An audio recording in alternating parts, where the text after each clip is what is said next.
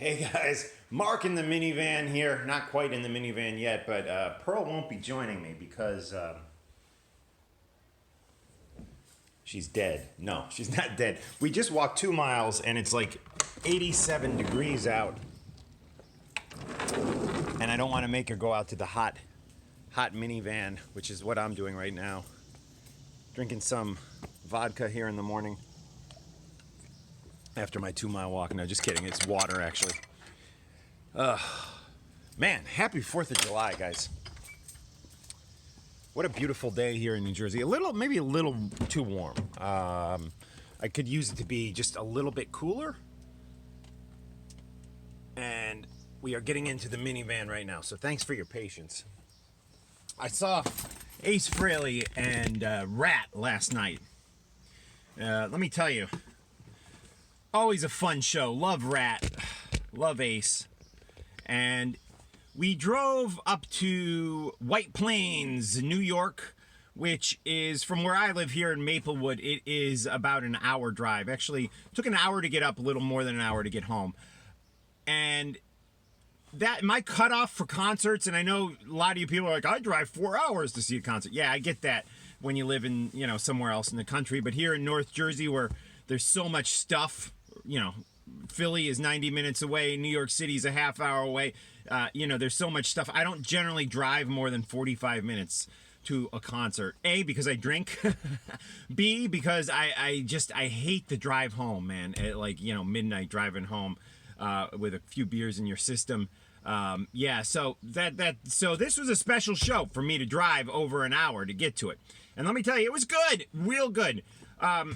Like It opened up. Of course, a lot of you guys may know my good friend John Astronomy Ostrowski, and Astronomy's that's his band. He's not quite as involved with the Talking Metal podcast. That's my podcast. Subscribe if you don't. As he used to be, but he's still a part of the family, and we're still best of friends. So it was great to see them. They only played 3 songs. Man, what a lot of work for a band that is opening up for Ratt and Ace at this concert. That's a tremendous amount of work for really nothing. And they're not making any money. I mean, John would tell you that. They're out there doing it because they love it. I mean, maybe they're making a little money. I should take that back, but it's a labor of love. John works a full-time job. So Like It, great band. Check out John's band, Like It, John Astronomy on Facebook. So moving on. Up next, which I was surprised. I thought Ace was going to be closing the night, but Ace played before Ratt. Now, there was supposed to be a 4th band on the bill. That was Frank Bello, and David Ellison's band, Altitudes and Attitudes, which I really, really like. I thought they put out a great record, and I really like the record, and I was bummed that they canceled. But apparently this venue in Westchester, the Westchester County Center, had a 10:40 curfew, so they were canceled, which sucked because they couldn't fit all 3 of these bands on the bill, I guess. So Ace went on, and Ace sounded, after Like It sounded really good. No mix problems or anything. Only 3 songs though, and I will post a video of them on the YouTube channel here. So next up was Ace, and Ace was great, man. Ace sounded good.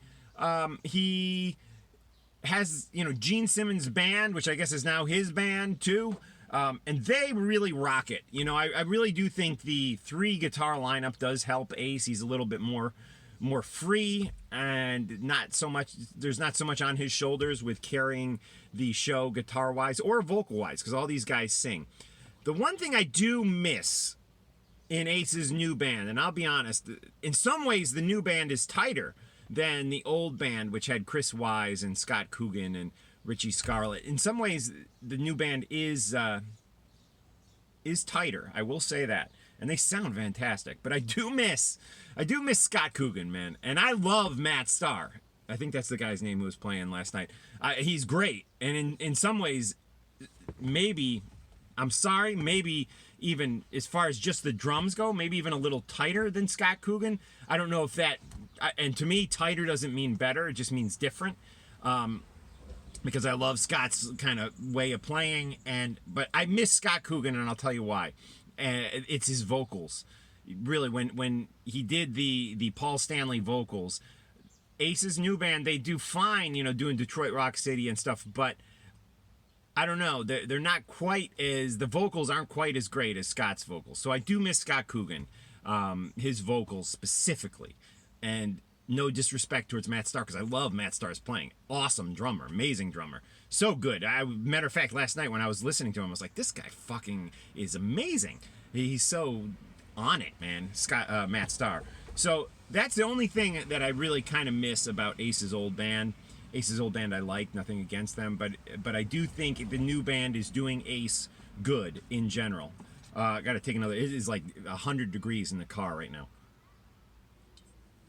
Next up, Ratt came on next, and Ratt I've seen now 3 times in the last 2 years. The first time was at the, I guess, 2017 M3 Festival when Warren was in the band, and Carlos, and who else? Let's see, Warren. It was Warren. Juan, I guess, wasn't back at that point. I'm trying to remember. I can't even freaking remember who was on bass at that show. But anyways, Warren DeMartini, sadly not in the band, although the new young kid they have playing, who's also in Marty Friedman's band, I forget his name, he's fantastic, man, and I'm really digging him.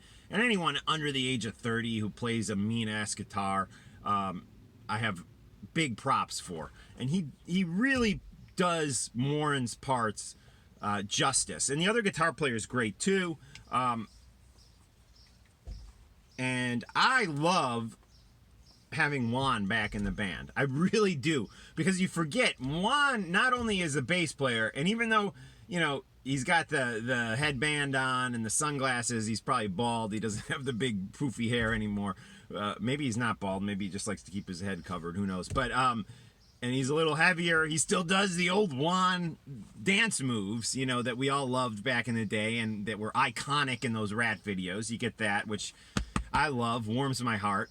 And you get his vocals. Now, Juan is a guy very Michael Anthony-esque as far as his vocals go. Those vocals were a part of the Ratt sound, and that's been missing for a long time in more modern versions of Ratt. So it is a welcome return. And I saw him with Ratt earlier this year in Montclair, or maybe it was late last year. I can't actually remember. I guess it was late last year, late 2018. I saw Ratt in Montclair, New Jersey, which was a great show. Steven seemed great. He was not drunk. He was not high on pills or anything like that. He seemed completely sober and on it. Here's the problem. When they came out, the mix was a mess. You couldn't hear any of the guitars for the first song and a half. They finally got things adjusted, and it was a shame because it really, like, kind of, it puts a damper on things because, you know, you want things to sound great right out of the gate. When things come out and it's a mess, and it wasn't, I don't think it was any fault of the people on stage. It was just you could not hear any guitars. So that was kind of a bummer. I did think the drums were a little loud. The mix was fixed, but it was never 100%. Like Ace, for whatever reason, his mix sounded much better than Ratt's.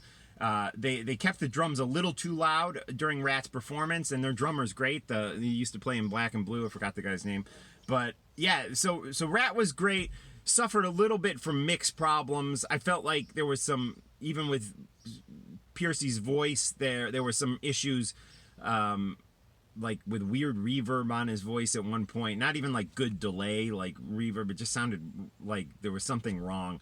So the mix was not great. It improved to the point where it was passable, and Ratt played a fantastic show. Again, so impressed with the younger guitar player, and I wrote the dude's name down because he's in Marty Friedman's band too, but I forgot to review it. Wow, we're at 10 minutes here. Well, if anyone is still watching this, go see Ratt, man. They are good, and I've seen them again twice recently, twice within the last like 10 months, and in Montclair, they were just great, and I thought they were, again, great last night. Again, the show did suffer with some mix problems, and sadly, not well attended. It was a big arena. It wasn't like a club. It was a big arena, and I would say it was about a third filled. Having said that, Ratt and Ace have been in this immediate area so many times. I mean, Ratt's playing again next week, like literally like 15 miles, if that, from where they played in White Plains. You know, so in Bergen, or Englewood, New Jersey, Bergen County, New Jersey. So. And Ace is always playing here in the Northeast. He's always here. I mean, it's like, and he's playing Starland Ballroom. He's playing, you know, I mean, he's playing all over the frickin' place. He's playing Bergen Pack too in Englewood. So, and he's always here, and Ratt's always here too. Within the last few years, like I mentioned, I just saw them in Montclair, and they're playing all over the place. So it's like, these bands, I know they need the money, but I do think they would draw better if they came through the area like once every 2 years or something. And the thing I wish I would see at these shows, sorry, this is way too long, is just younger kids. And that's why I love the younger guitar player in Ratt. We got to get younger kids back interested in this great music. I go back and forth, like, is there any reason it should not be popular with younger kids? And part of me, I have my reasons that it shouldn't be and my reasons that it should be. All I can say is much respect to any kid who's out there. When I say kid, I mean under 35, supporting hard rock and heavy metal music, the traditional type stuff, any of this stuff, death metal, you know, technical metal, whatever, progressive metal, any of you guys who are out there supporting guys who play guitars. Let's open it up. Anybody who plays guitar under the age of 35, and anybody who's a fan of guitar playing under the 35, we need you. Tell your friends about rock music. It's great.